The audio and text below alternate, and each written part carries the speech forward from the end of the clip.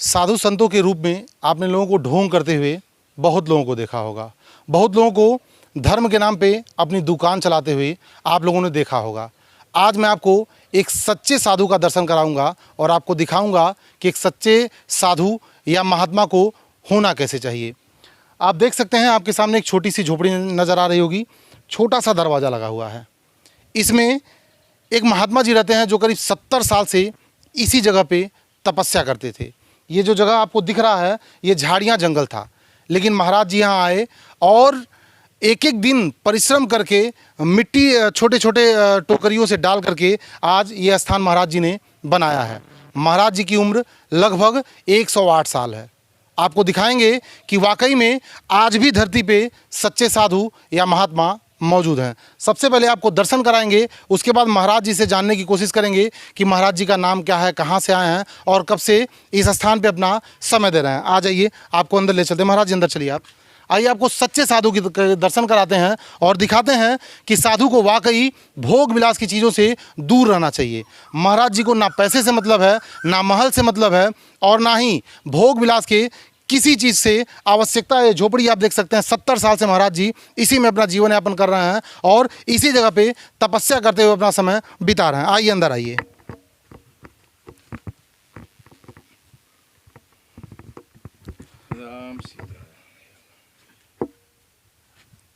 आप दर्शन करिए। आपको एक सच्चे योगी का दर्शन करा रहा हूँ हमारे चैनल के माध्यम से।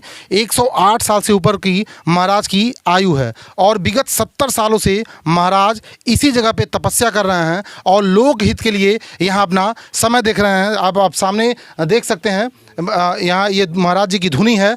यहाँ महाराज जी बैठ करके तपस्या करते हैं। एक बार और आपको मैं महाराज जी का दर्शन कराता हूँ अपने चैनल के माध्यम से। बता दूँ आपको, महाराज जी की उम्र लगभग 108 साल है। आप देखिए कि योगी को, एक साधु को कैसे होना चाहिए। आप एक कपड़े में महाराज जी को देख रहे होंगे। महाराज जी को किसी तरह की लालच नहीं, किसी रुपए पैसे का मोह नहीं, किसी महल का मोह नहीं। अब आ जाइए बाहर। अब महाराज जी के बारे में जानते हैं। अब महाराज जी को ज़्यादा हम लोग परेशान नहीं करेंगे।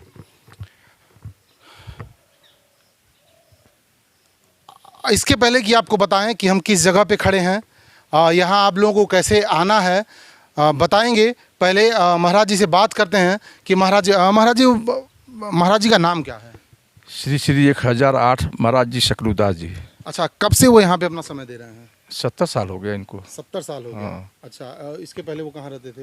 ये पहले रहते थे वहाँ गुड़िया ने गोला गोपालपुर के पास में। हाँ जी। कब महाराज जी यहाँ आए? अब 70 साल मतलब जोड़ लीजिए अब। 70 साल हाँ। पहले। ठीक। इस जगह के बारे में बताइए, जगह कहाँ स्थित है? और इस जगह माहोपार में है। माहोपार में है। हनुमान जी का मंदिर भी? हाँ हाँ जी, हाँ जी। तो महाराज जी जब आए थे वो मंदिर तब भी उस समय मौजूद था कि आने के बाद बना? आते जाइए। हाँ। जब बाबा जी यहाँ आए तो कुछ भी नहीं था जी। उसके बाद ये पूरा जंगल झाड़ी था जी। उसके बाद ये अपने तपस्या से, अपने मतलब मेहनत से इस वेदी को बनाए। जी।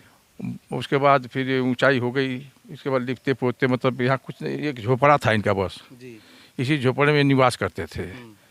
तो लोग इकट्ठा हुए, बोले काफ़ी दिन के बाद में, अभी तो मंदिर बनने में मान के चला आप 10 साल हो गया। जी। तो लोग बोलते थे बाबा यहाँ कुछ हो जाए, कुछ हो जाए। तो बोले नहीं भाई, तपस्या इस तरह से नहीं हो पाती है, यहाँ भीड़ भड़ा का होगा, हमको तपस्या करना है, भजन करनी है। अच्छा, देखिए सबसे बड़ी बात, काफ़ी लोग महाराज जी पे जोर डाल देते कि महाराज जी यहाँ का कुछ निर्माण हो जाए, कुछ किसी मंदिर का निर्माण हो जाए। तो महाराज जी का यही कहना था कि अगर इस तरह के काम होंगे तो लोगों की भीड़ बढ़ेगी और मैं मालिक की तपस्या नहीं कर पाऊंगा, भगवान की तपस्या नहीं कर पाऊंगा, क्योंकि भीड़ में भगवान का भजन नहीं हो पाता है। लेकिन आज के लोग मंदिर के नाम पर बहुत सारे, मैं सबकी बात नहीं कर रहा हूँ, लेकिन बहुत सारे साधु संत ऐसे हैं जो मंदिर के नाम पर ही अपनी रोजी रोटी चला रहे हैं, अपनी दुकान चला रहे हैं। जी महाराज जी। तो फिर बाबा जी से लोग प्रार्थना किए, नहीं कुछ हो जाए, कुछ हो जाए तो हनुमान जी का मंदिर ही बन जाए। तो फिर इन्होंने आदेश दिया तो मंदिर फिर बना। मंदिर बन गया। उसके बाद फिर लोग आते हैं, पूजा पाठ करते हैं। और एक समस्या यहाँ पर ये है कि रास्ते का समस्या है। जी। रास्ता तो बिल्कुल नहीं मंदिर पे आने का। रास्ता नहीं है। लोग बहुत परेशान है, बहुत दूर दराज से आते हैं। जैसे मान लीजिए गोरखपुर होगा, आजमगढ़, बनारस, चित्रकूट से लोग यहाँ तक आते हैं, यहाँ पे बाबा का नाम सुनकर दर्शन करने के लिए। लेकिन रास्ते के लिए लोग परेशान हैं। तो हम यही प्रार्थना करेंगे कि मीडिया के तरफ से और फिर जो कि सरकार, शासन, प्रशासन की तरफ से हाथ जोड़ कर प्रार्थना करूँगा कि यहाँ रास्ता है, लेकिन उस रास्ते के ऊपर कोई ध्यान नहीं देता है।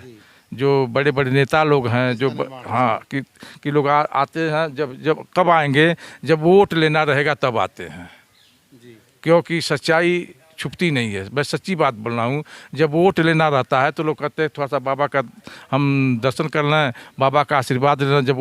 जब जीत जाते हैं तो लोग फिर मुड़ कर नहीं देखते हैं। सुना आप लोगों ने, बड़े ही दुख की बात है कि ऐसे तपस्वी के पास आने के लिए कोई रास्ता ही नहीं है। आप इस मंदिर पे आना चाहेंगे तो कोई रास्ता नहीं है। महाराज जी ने बता रहा रास्ता तो है, लेकिन उस पर कोई किसी तरह का निर्माण नहीं हुआ है। बड़ी बड़ी झाड़ियाँ, बड़े बड़े घास उगे हुए हैं। विधानसभा बांसगांव है और इस क्षेत्र में एक सांसद और एक विधायक भी हैं। उनसे विनम्र निवेदन है, अगर वो भी यहाँ आए होंगे, महाराज जी के दर्शन भी किए होंगे, आए हैं हाँ, यहाँ आए दर्शन किए हैं लोग। इसके बावजूद भी यहाँ के रास्ते का अभी तक निर्माण नहीं हो सका, तो उनसे विनम्र निवेदन है, यह लोक हित का काम है। यहाँ कोई व्यक्तिगत किसी का काम नहीं हो रहा है। तो एक बार यहाँ का एक बार और दौरा करें और जो भी रास्ता मंदिर तक पहुँचा रहा है या महाराज के तपोस्थली तक लोगों को पहुँचा रहा है, वहाँ एक रास्ता देने का कृपा करें।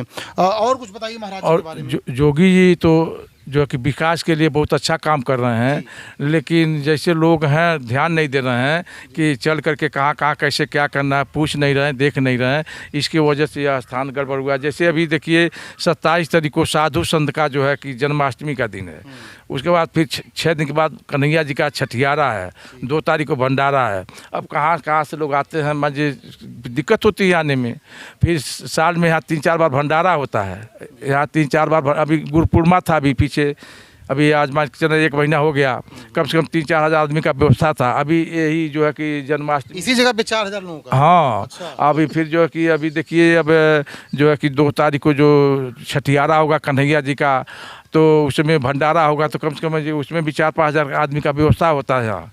और उसके बाद फिर जैसे अप्रैल के लास्ट में और मई के फास्ट में अब कितने लोग आते हैं, मान के चलें कि 6-7 हज़ार आदमी का व्यवस्था है। भंडारा साधु संत 250-300 साधु संत लोग आते हैं। तो यहाँ हर वक्त कुछ ना कुछ चलता रहता है। सब भगवान का कृपा है, उनकी तपस्या का परिणाम लोगों को मिलता है। लेकिन एक यहाँ पर यही बात होती है कि रास्ता नहीं है, रास्ता नहीं है।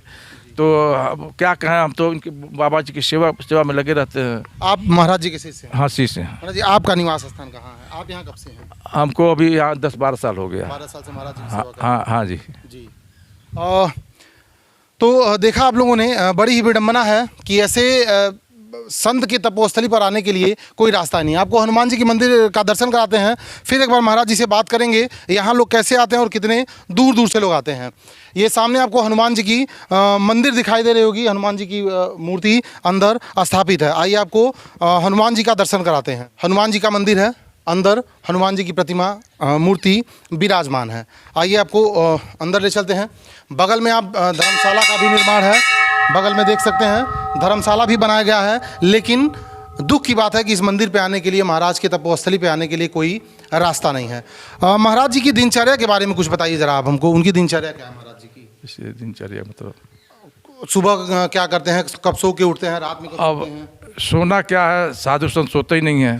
तो 1:30 बजे रात को उठना है, ठीक है। इनके पहले हम उठेंगे, अपना कर्म क्रिया स्नान ध्यान करेंगे। उसके बाद महाराज जी को फिर स्नान ध्यान कराएंगे, फिर अंदर झाड़ू चौका करेंगे। उसके बाद फिर हवन पूजा होगा। फिर सुबह 4:30-5 बज जाता है, फिर मंदिर खुलता है, यहाँ सफाई दफाई होता है, लोग आते हैं यहाँ पूजा पाठ करते हैं। फिर उसके बाद में जो है कि बाबा 10 बजे के पहले इनका भोग का व्यवस्था है, पा लेते हैं, फिर अपना आराम करते हैं। फिर 1:30 बजे फिर दोपहर में हम इनको अपना स्नान ध्यान करके फिर उसके बाद इनको निकालेंगे। फिर जो है कि 2:15 बजे 2:30 बजे के लमसम इनका फिर हवन पूजा, यानी 4 बार इनका हवन पूजा करते हैं वो। अच्छा, एक चीज़ हमने देखा है, बहुत सारे लोग हैं जो धर्म के नाम पे कमा करके महल अटारी बना लिए हैं। महाराज जी के पास तो कुछ नहीं है। कुछ नहीं है, जो आया सो अपना नहीं है, जाने दो। जैसे अभी आप देखेंगे कि डब्बा पूरा खाली है। अब कहाँ से भगवान क्या करके भेजेंगे? जो आएगा दिन में आएगा, शाम को कुछ पाएंगे नहीं। बाबा जी अपने लिए कुछ क्या रखते हैं, थोड़ी सी बस आटा रख देंगे, 1-2 बाटी बन जाएगा, थोड़ा सा चोखा बन जाएगा, बस इसी में अपना गुजारा कर लेते हैं, बस कर लेते हैं। और किसी से मतलब नहीं है। आप जैसे कि उनके शरीर को देखें, पूरा नंगापन में है बाबा जी, ठीक है ना। तो अब तपस्या करते करते एक जगह रहते रहते वो एकदम से शरीर उनकी मतलब घायल हो चुकी है, वृद्धावस्था है, लेकिन फिर भी बहुत अच्छा है। भगवान का तो कृपा इनके ऊपर रही है। जो सत्य है, सत्य है, सत्य है। जैसे कि आप लोग आकर के देख भी लिए हैं, हम देखें, दिखाएं भी दर्शकों को। आप लोग देख भी लिए हैं, तो शरीर में क्या सिर्फ चमड़ी है और हड्डी है और कुछ है नहीं। तो फिर भी ये लगे हुए हैं, लोग दूर दराज से आते हैं इनके बाबा जी का दर्शन करने के लिए। लेकिन एक ही हम प्रार्थना करेंगे, एक ही शिकायत यहाँ पे है कि रास्ता नहीं है। रास्ता है लेकिन लोग ध्यान नहीं दे रहे हैं, निर्माण नहीं कर पा रहे हैं कि यहाँ पे निर्माण कर दिया जाए। जैसे लोग आज दर्शन करने, जैसे मान लीजिए कि रात को ठहरना चाहते हैं तो व्यवस्था, सारी व्यवस्था तो है यहाँ पे, धर्मशाला भी है, मंदिर है, लोग आवे अपना परिवार लेकर आवे, संत का दर्शन, हरि का दर्शन होता है। लेकिन तड़प जाते हैं लोग संत के रूप में हरि का। हाँ संत। अच्छा, जो बांसगांव के वर्तमान विधायक हैं और जो सांसद हैं वो यहाँ आए हैं कि नहीं आए? आए हैं, कई बार आए हैं। तो रास्ते के लिए उनसे बात नहीं किया गया तो कहते हैं लोग, कहते हैं ठीक है हम कराएंगे। तो हम तो यही कहेंगे, जोगी जी से खुद कहेंगे, चूँकि हमारे पास समय नहीं है, अब इनके सेवा में रात दिन हम लगे रहते हैं। नहीं तो हम जाकर खुद मत्था टेकते जोगी जी के पास कि सर आप छोटा सा देख लें आप कि वहाँ की किस तरह से संत हैं। और संतों के पास में तो टाइल्स है, मार्बल है और महल है। तो कहते हैं कि महलों को छोड़ के झोपड़ी में वास कर। तो ये संत है झोपड़ी में ही वासना करते हैं। लेकिन हमारे पास समय नहीं है, अब 24 घंटा इन्हीं की सेवा में हम रहते हैं। सबसे बड़ी समस्या हमारे सामने कि हम कहीं जा नहीं पाते हैं। नहीं तो अर्जी लगाएंगे तो भगवान की मर्जी है, सुनेंगे लोग, ये बात नहीं है। और बिना रोए हुए माँ दूध को, बच्चे को दूध नहीं पिलाती है। तो इसलिए अब हमारे पास समय नहीं कि हम कहीं जाएं। लोकल में किसी लोग से कहते हैं तो लोग कहते हैं ठीक है, तब जब ऊपर से जब कुछ दबाव नहीं रहेगा, ऊपर के लोग आकर ध्यान नहीं देंगे, शासन प्रशासन के लोग, तो फिर कैसे बनेगा। तो जोगी जी से हम तो खुद प्रार्थना करेंगे हाथ जोड़ करके कि देश का विकास, गाँव का विकास और अच्छा विकास होता है। अच्छा आप कर रहे हो जोगी जी, लेकिन एक बार यहाँ के लिए हम आपसे प्रार्थना करेंगे कि आश्रम का भी थोड़ा सा आप ध्यान दें। जैसे आपने अयोध्या में बनाया, मथुरा वृंदावन में बनाया, काशी बनारस में बनाया, तो वैसे ये भी माहोपार में भी बना दो, ताकि आपका झंडा ऊंचा रहे, हमारा आपका नाम जन्म जन्मांतर तक चलता रहे। कि हाँ धन्यवाद महाराज जी। तो देखा आप लोगों ने, इस स्थान पे जो यहाँ के वर्तमान विधायक और सांसद हैं वो लोग भी यहाँ आ चुके हैं, बाबा के दर्शन कर चुके हैं। जैसा कि बाबा जी ने बताया कि आश्वासन भी मिला था, रास्ते का निर्माण हो जाएगा, लेकिन दुर्भाग्य है कि अभी तक इस रास्ते का निर्माण नहीं हो गया। ऐसे साधु जो 70 साल से तपस्या कर रहे हैं, आप सोच करके देखिए, जो 2-4 साल 5 साल इस काम को करने में बिताता है, उनके पास एक से एक लग्जरी गाड़ियाँ, एक से एक मकान, बंगले और ना जाने कितनी ज़मीनें वो लोग बना लेते हैं, कितनी संपत्ति बना लेते हैं। लेकिन जो 70 साल से यहाँ तपस्या कर रहे हैं, 70 साल से इस ज़मीन को दे रहे हैं, उनके पास कुछ नहीं है, एक झोपड़ी के अलावा और एक कपड़े के अलावा। बेहद ही दर्द की बात है कि ऐसे इंसान के तपोस्थली पर जाने के लिए रास्ता नहीं है। तो जो भी समाज सेवी हैं या जो इस क्षेत्र के जनप्रतिनिधि हैं, वो इस स्थान पे ध्यान दें और यहाँ का भी जीर्णोद्धार करें, यहाँ का भी विकास करें। अब आपको बता दें कि आपको ये स्थान पड़ता कहाँ है। गोरखपुर जिले में कौड़ीराम पड़ता है। कौड़ीराम अगर आपको पता होगा तो कौड़ीराम से 4 से 5 किलोमीटर, 3 किलोमीटर, लगभग 3 किलोमीटर पूरब की ओर आने पे माहोपार पड़ता है गांव। और उसी गांव में यह महाराज जी की तपोस्थली है और हनुमान जी की मंदिर है। तो एक बार फिर वीडियो समाप्त करने से पहले जो भी जनप्रतिनिधि हैं, जो समाज सेवी हैं, इस स्थान को ध्यान दें। ऐसे संत मिलेंगे नहीं, सपने में भी ऐसे संत नहीं मिलेंगे। मैं इतना बड़ा हो गया और मैं आपको क्या ही बताऊं, आज तक इस तरह के किसी साधु संत या महात्मा से मैं नहीं मिला जो 70 साल से एक ही स्थान पर बैठ करके तपस्या कर रहे हो। किसी तरह का उनके मन में लालच नहीं है। ऐसे और दिव्य संतों के दर्शन करने के लिए, रोचक खबरें देखने के लिए बने रहिए हमारे channel news on the way के साथ।